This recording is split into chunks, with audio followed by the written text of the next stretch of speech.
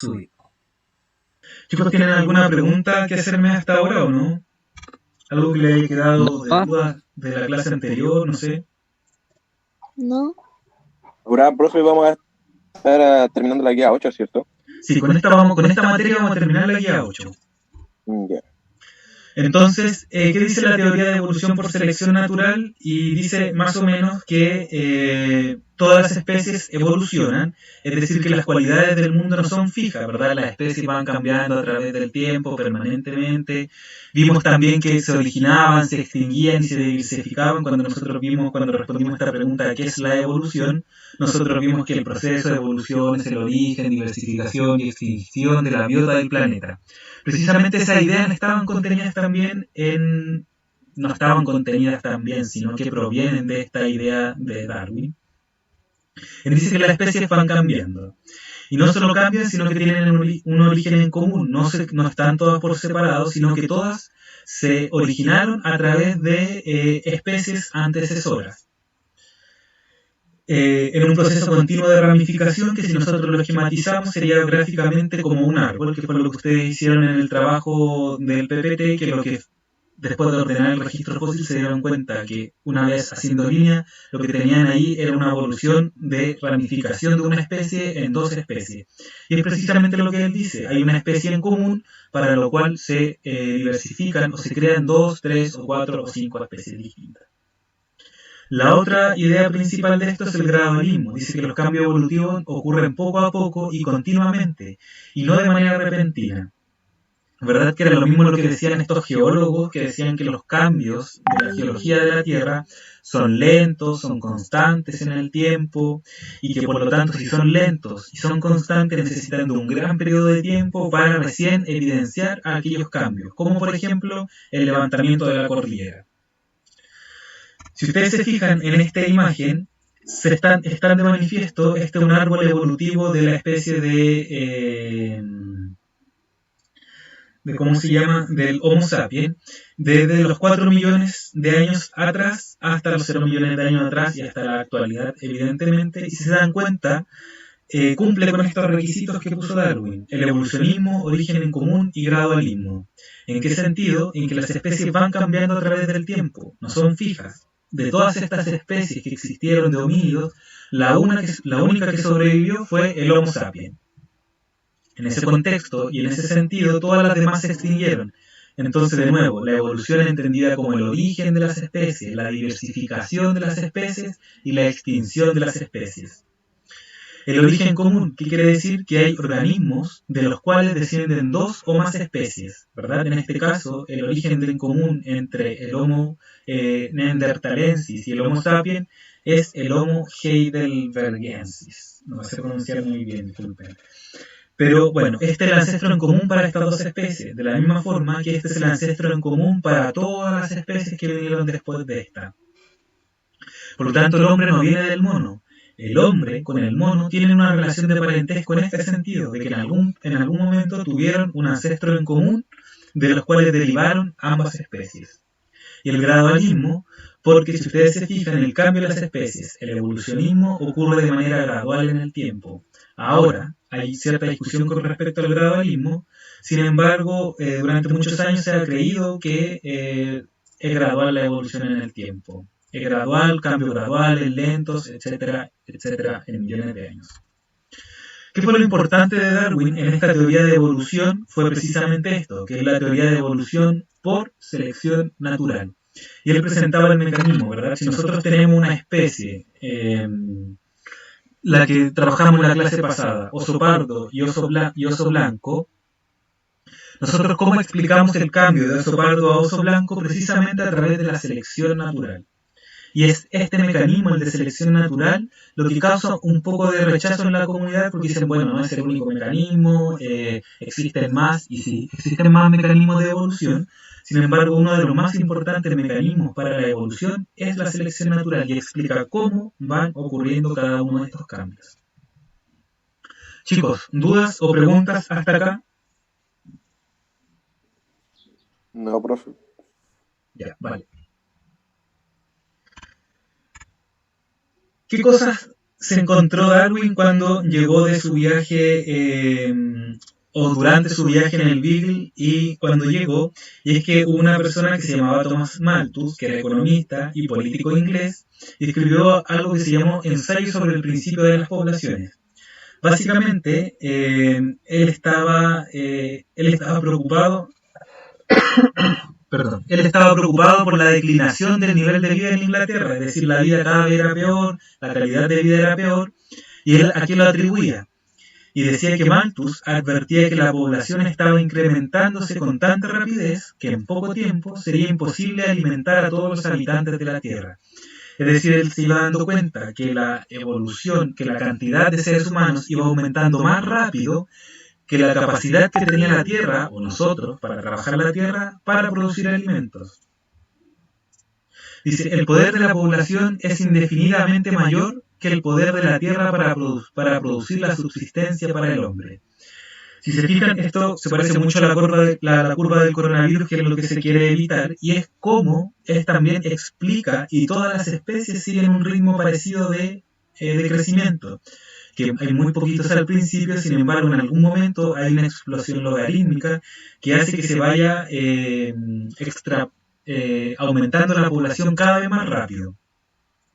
Sin embargo, la producción de alimentos es lineal, no aumenta en la medida que va aumentando la población. Si nosotros superponiéramos ambos gráficos, nos daríamos cuenta que en los inicios, por ejemplo, manteniendo la idea de Malthus de la humanidad, en los inicios, cuando había poca población mundial, había suficiente comida para todos, había más comida que personas.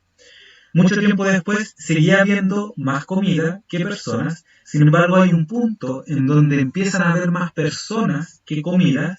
¿Y qué pasa si hay más personas que comida en el mundo? ¿Qué pasará con las personas? Chicos, Se quedarán sin comida. ¿qué pasa si se quedan sin comida, Pablo? Bien. Podrían intentar utilizar los vegetales o esas cosas. Intentar sembrar ellos mismos. Ya asumiendo que ellos se quedan sin comida y que pueden sembrar en una casa que tiene patio, asumiendo que todas las casas tienen patio. Pero ¿qué pasa si los recursos se empiezan a acabar? Porque no es solo alimentación, sino que también los recursos.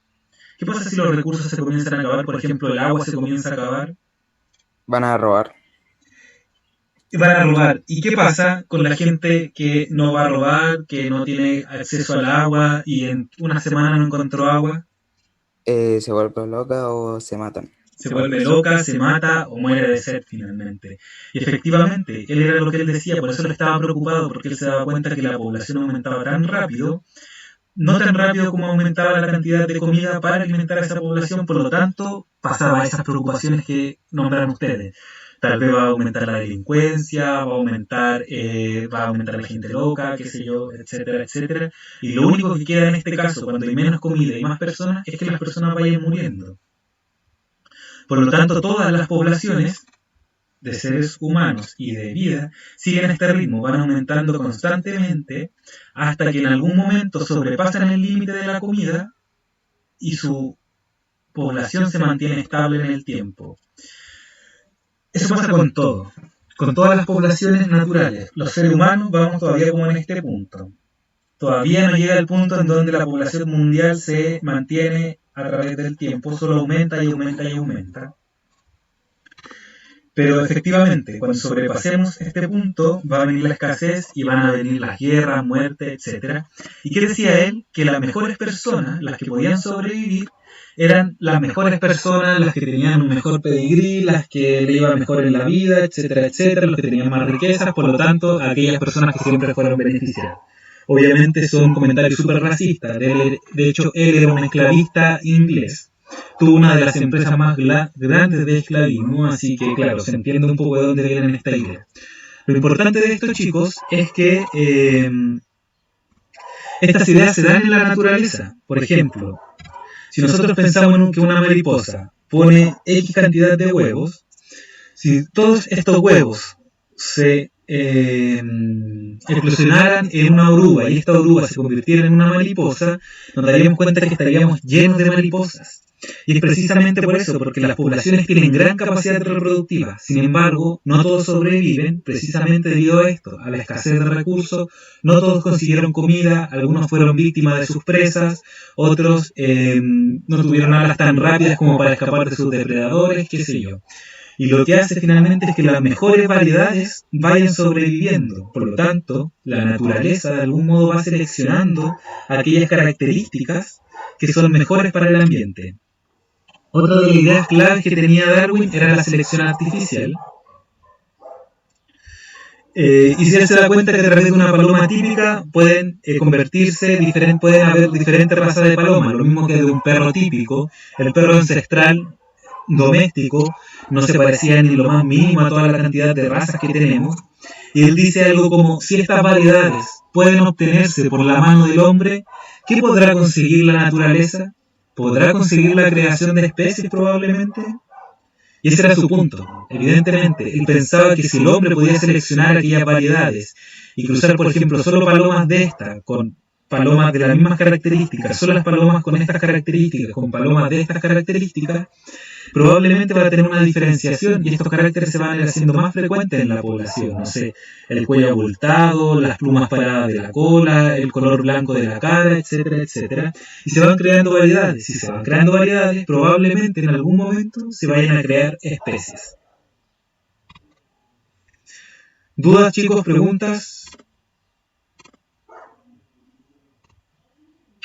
Yo, profe, siga. Se está explicando bien. Ya, bueno. Entonces, fíjense que la selección artificial también ha hecho que alimentos que nosotros comamos, como el brócoli, la coliflor, el repollo y las bruselas, sean la misma especie de planta. Y bueno, ¿por qué son tan diferentes? Precisamente por la capacidad que tiene una planta o una especie para...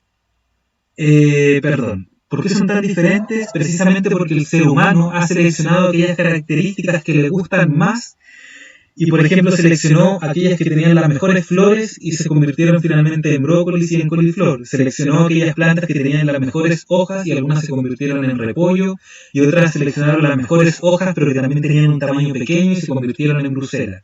Así, a medida que yo voy seleccionando rasgos y rasgos y rasgos, voy cambiando a una especie. Si, de la misma forma que lo dijo Darwin, si esto lo pudo lograr el hombre a través de los miles de años, ¿qué habrá podido lograr la selección natural a través de los millones de años? Precisamente eso, la creación de especies. ¿Cómo se explicaba la evolución por selección cómo se explica la evolución por selección natural, asumiendo todas estas ideas que yo le he nombrado anteriormente?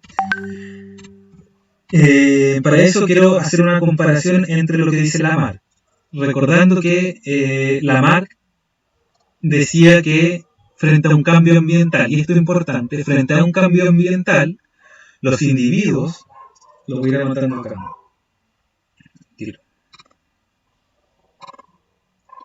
frente a un cambio ambiental, es decir, el ambiente, frente a un cambio ambiental, los individuos tenían que sobreponerse a este cambio, como usando el uso y desuso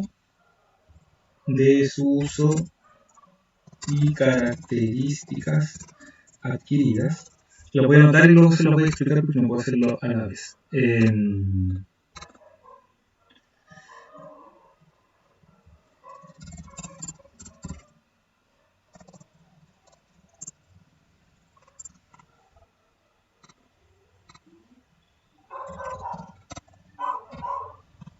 Ya, entonces, ¿qué decía Lamarck con respecto a esto?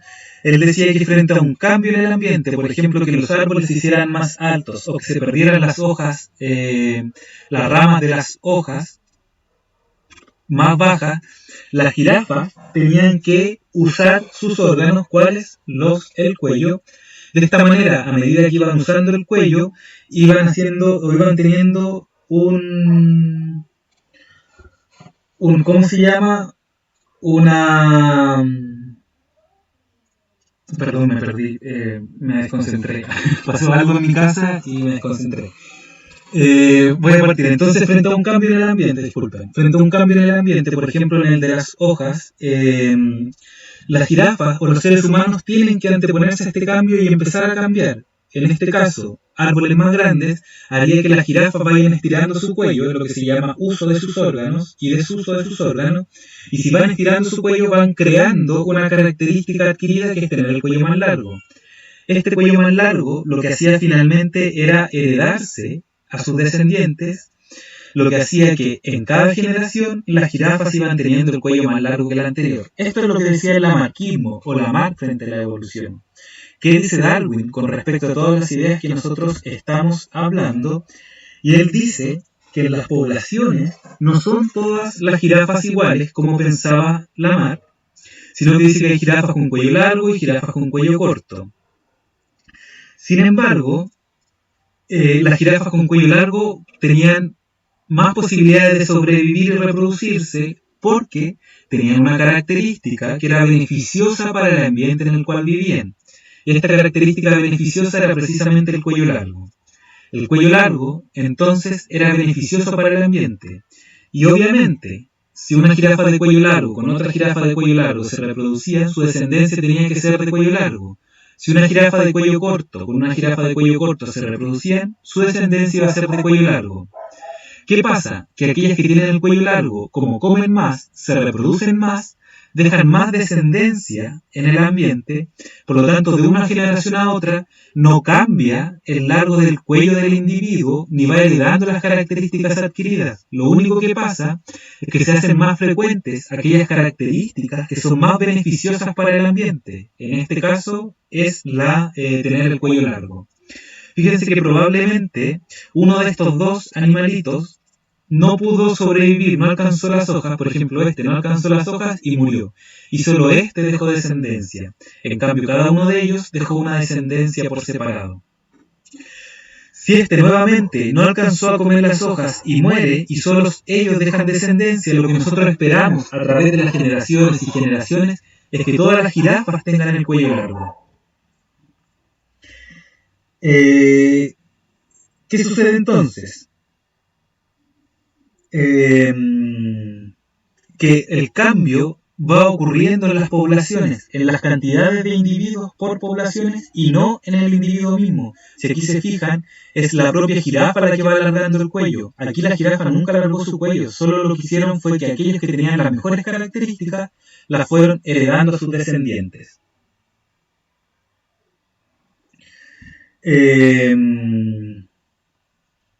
Entonces, quiero hacer la siguiente pregunta, si ustedes entienden o no entienden, o reconocen, reconocen o no reconocen las diferencias entre cada una de estas dos explicaciones, ya sea lamarquista o ya sea evolucionista. ¿Les es clara o les cuesta un poco?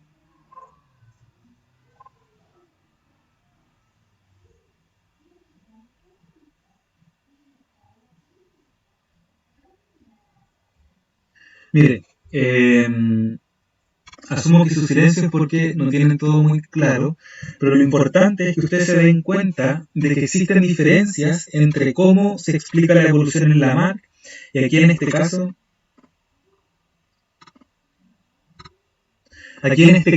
lo que ustedes tienen es que las jirafas van cambiando a través del tiempo, como alargando su cuello y heredando estas características. Sin embargo, aquí no, aquí son las variantes de la población las que se hacen frecuentes. Y no solo las variantes de la población, sino que estas variantes que tienen una mejor condición para el ambiente se van heredando a las generaciones siguientes. Por lo tanto, no va cambiando el individuo, lo que cambia es la población entera. No va cambiando el individuo, lo que va cambiando son las frecuencias o los porcentajes de individuos en la población. Por ejemplo, aquí teníamos 50% de individuos de cuello corto y 50% de cuello largo. Aquí teníamos 25% de cuello corto y 75% de cuello largo, y aquí en la tercera generación tenemos el 100% de jirafas de cuello largo. Aquí era al revés, aquí tenemos el 100% de jirafas de cuello corto, 100% de jirafas de cuello mediano, porque heredaron estas características de sus antepasados y ellos heredaron esta misma característica, por lo tanto la población entera va cambiando porque van cambiando sus individuos. Aquí no cambia el individuo, cambia la frecuencia que estos individuos están en una población. Entonces, quiero que leamos esta guía. Esta no. Esta guía para ir reconociendo cuáles son las ideas claves en la evolución de Darwin. Entonces necesito, al igual que la vez anterior, cuando leímos Lamarck, necesito que ustedes vayan leyendo, pero esta vez con Darwin. Chicos y chicas, ¿quién va a partir? Necesito 5 personas.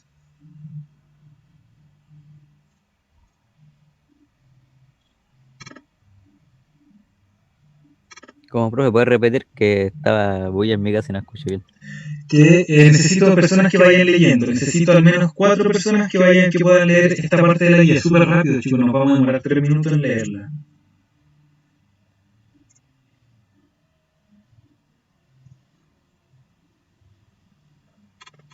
¿Quién puede? Pía, Isidora, Gabriel, Martina.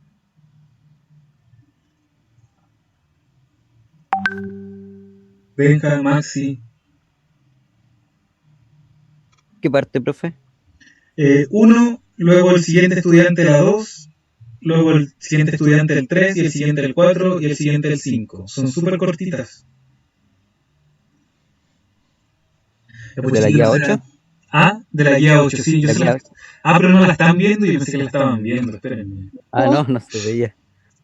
Yo se la estaba aquí mostrando, así, bajándola y subiendo, marcando parte. Ah, Y ahí está, no, yo estaba buscando la guía. No, leer esta guía si la podemos ver entre todos. Esta. Que un estudiante lea ¿la están viendo ahora o no? Sí. Sí, ahora sí. Ya, que un estudiante lea la parte número 1, otro estudiante lea la parte número 2, la 3, la 4 y con la 5. la otra clase. Como la clase anterior, sí. Ah, ya. ¿Qué puede? Ya yo leo la 1. Ya, el Pablo lee la 1. ¿Qué va a leer la 2? Yo. Ya, la Constanza, ¿no? Sí, la Constanza. Sí. ¿Quién va a leer la 3?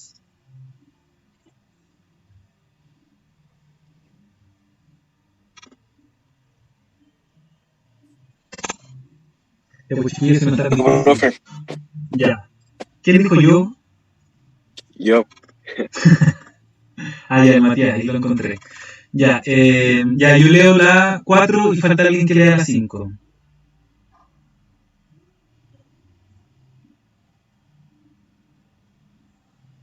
¿Dónde la idea o las variedades? Esta idea es. Ah, De ya. la 1 en adelante. ¿Empieza nomás? Ya empieza nomás, después que alguien se haga el valiente. Entonces vamos a leer sobre el esquema de la teoría de Darwin y cuáles son las ideas principales en esta explicación que yo les dije de las jirafas, las variaciones, que eran estas variaciones, que les va mejor, etcétera, etcétera. Aquí están detalladas cada una de estas ideas. Dale, Pablo. Variedades dentro de una población. Los individuos presentan ligeras diferencias entre sí. Cada individuo es único. Los individuos nacen con pequeñas diferencias sin importar si estas diferencias son ventajosas o perjudiciales para ellos. Ejemplo, una población, algunos individuos son más claros y otros son más oscuros. Efectivamente, si ustedes se fijan en una población de ratones, lo que tenemos ratones claros, grises y oscuros, y dice que estas diferencias no son ni ventajosas ni perjudiciales, solo son. La siguiente idea, dale, Constanza. Herencia de las variaciones. Los hijos se parecen a los padres, por lo que las diferencias entre los individuos también aparecen entre los descendientes. Ejemplos: los hijos de los individuos más claros serán más claros que los hijos de los individuos más oscuros. Se parecen a sus padres. Exacto. Gracias, Constanza. Disculpa por interrumpirte. Entonces, efectivamente, tenemos variaciones, y que fue la clase número 1, donde nosotros identificamos cuáles son las variaciones, las variedades, las poblaciones, etcétera. Y aparte, lo que parece lógico, que cada una de estas características se van a heredar. Los blancos van a tener hijos blancos, los negros van a tener hijos negros, los grises van a tener hijos grises. La 3. Gran capacidad reproductiva y estabilidad de tamaño de la población. Los individuos tienen gran capacidad para producir crías. Sin embargo, las poblaciones no crecen hasta el infinito, sino que alcanzan un tamaño límite. Esto se debe a muchos individuos mueren, no pueden sobrevivir ni reproducirse. Ejemplo, una pareja de ratones tiene muchos hijos, pero no todos. Llegarán a la edad adulta ya que pueden ser víctimas de sus depredadores, del clima, de las enfermedades, pueden no encontrar comida o pueden no encontrar pareja. Efectivamente, gracias. ¿Cuál era tu nombre? Matías, profe. Matías, gracias Matías. Entonces, efectivamente, si hacemos un resumen, tenemos variedades. Estas variedades se heredan y aparte que que los individuos tienen gran capacidad para producir crías, pero muchas mueren. ¿Cuáles son las que quedan vivas? Malthus decía que eran los mejores. Darwin, ¿quién dice? Que son aquellas que tienen las mejores características. Por ejemplo, este ratoncito puede ser víctima de su depredador. ¿Quiénes van a ser los ratones que van a quedar vivos y no van a ser víctimas de sus depredadores? Pueden ser aquellos que no sean tan blancos como este, por ejemplo, debido a que viven en un ambiente oscuro, o puede ser aquellos que sean más rápidos, o aquellos que sean más inteligentes en su capacidad para buscar escondite, etcétera, etcétera, etcétera. Entonces, si se dan cuenta, los que quedan vivos son los que tienen las mejores características finalmente. Pueden ser víctimas del clima o de las enfermedades, aquellos que no tienen un metabolismo tan rápido como para soportar el frío del invierno, o aquellos que son más enfermizos van a morir y van a quedar nuevamente los mejores, comillas los mejores. Pueden no encontrar comida, probablemente los que encuentren comida sean los que tienen las mejores características. Y aun cuando uno pueda escapar de sus depredadores, pueda soportar el frío del invierno, pueda soportar una enfermedad, pueda encontrar comida durante su vida, pueda estar bonito y sanito, puede no ser tan bonito para su pareja o para encontrar pareja, por lo tanto puede no encontrar pareja, y si no encuentra pareja no se va a reproducir, y ninguna de las características que él tenía se van a considerar o van a estar presentes en su población. La 4, Constanza, ¿puedes leer por favor la 4? Sí. Ya, gracias. Relación entre las variaciones y la capacidad de sobrevivir y reproducirse. Si consideramos los números problemas que enfrentarán los individuos para sobrevivir y reproducirse, podemos entender que solo algunos que tienen ciertas características tendrán, según el medio ambiente en el que viven, más oportunidades de sobrevivir y reproducirse. Estas características presentan una gran ventaja en el ambiente. Ejemplo, un ambiente como en la figura oscuro, los individuos más oscuros tendrán una ventaja en comparación con los más claros, ya sean muy difíciles de ver de que los depredadores lo vean, y aumenta la probabilidad de sobrevivir y reproducirse. Ya, gracias Constanza. Efectivamente, como les comentaba yo, les comentaba anteriormente, existen aquellas variantes que son más frecuentes, que son mejores en un ambiente. Por ejemplo, en este ambiente que es oscuro, si viene un depredador y se los come, es más probable que vea a los blancos y se vaya a comer a un blanco que a uno café. Si después viene otro y se los come, probablemente se vuelva a comer a otro blanco y después a otro blanco. Y al final los que van a quedar vivos van a ser solo los que tienen estas características que son de color gris. Dije café delante, pero gris.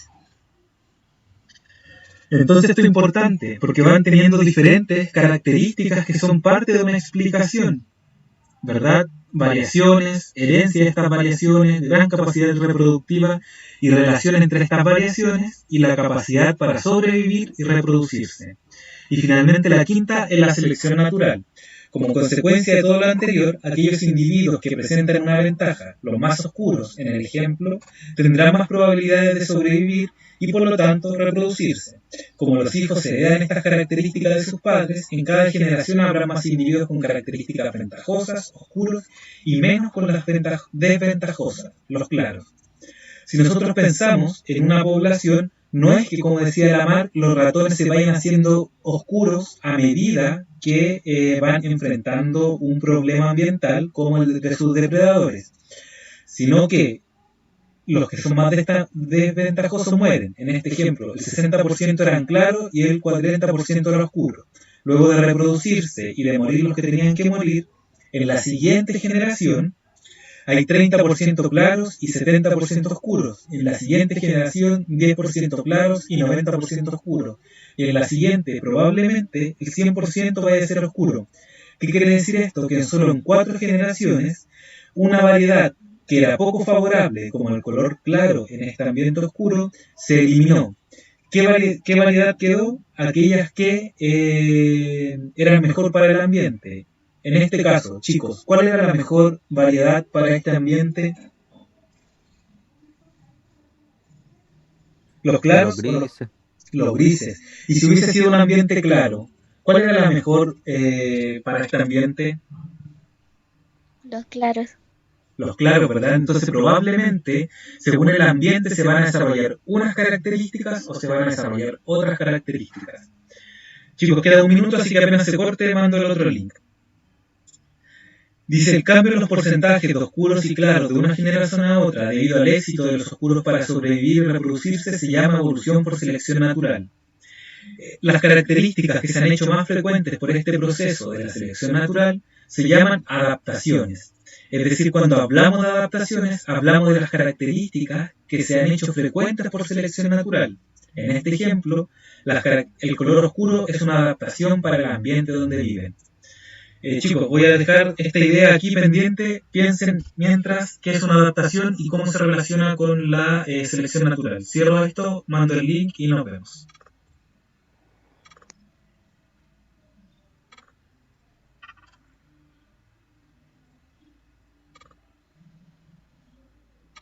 Lo que ustedes tienen que reconocer en un primer momento es que habían patos que no tenían membrana y habían patos que sí tenían, perdón, antiguamente habían patos que no tenían membrana y ahora hay patos que tienen membrana entre sus patas, ¿verdad?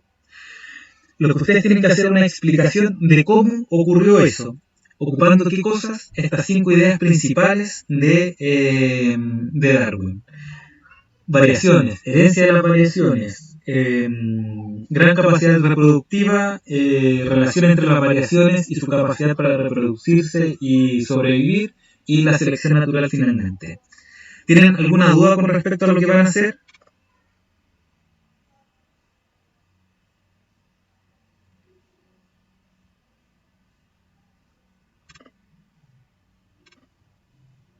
Chicos, chicas, ¿tienen alguna duda con respecto a lo que van a hacer?